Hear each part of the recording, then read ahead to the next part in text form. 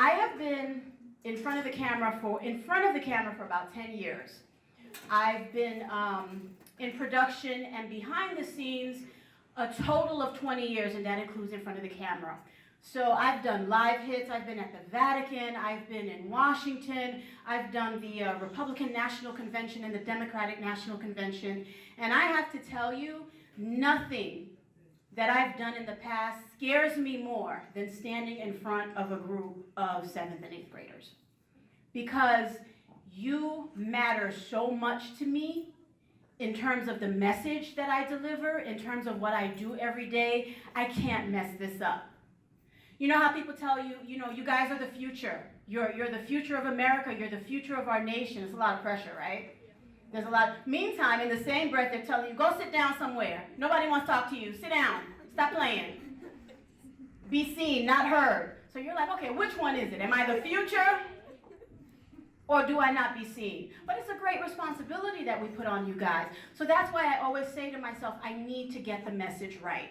Okay, I believe the children are the future. That's not just a song. It's not just a really cute Facebook update that you put on there with the pouty face. You go, hey, the children are the future. It's something that I take extremely seriously.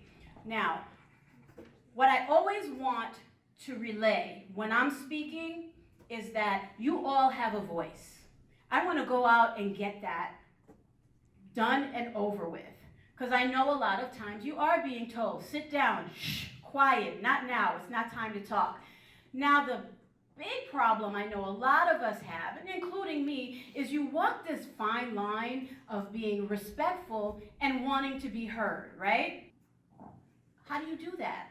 You're smart.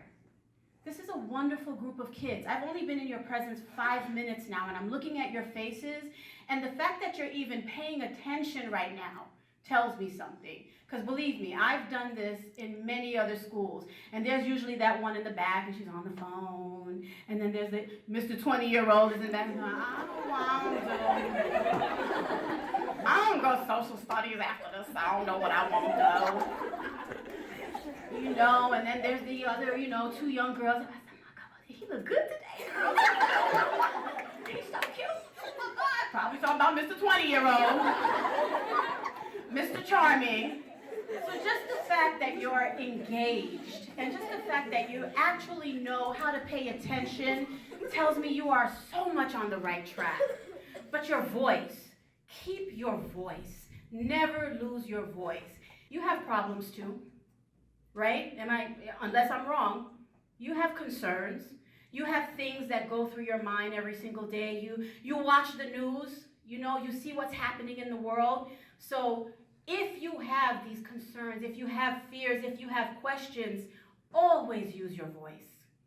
Your voice matters. It doesn't matter how old you are, as long as you're speaking from a place of sincerity and a place of spirituality and a place of where you just want to be understood for who you are, because you all are somebody. And again, this is not one of those little pithy sayings that I'm going to put on the gram, I'm going to have some Snapchat. You all matter. And I think that's what really scares me about this generation, is that a lot of you lose sight of that, or you don't believe it. You don't believe that you matter. You don't believe that you have what it takes to be the future of this world.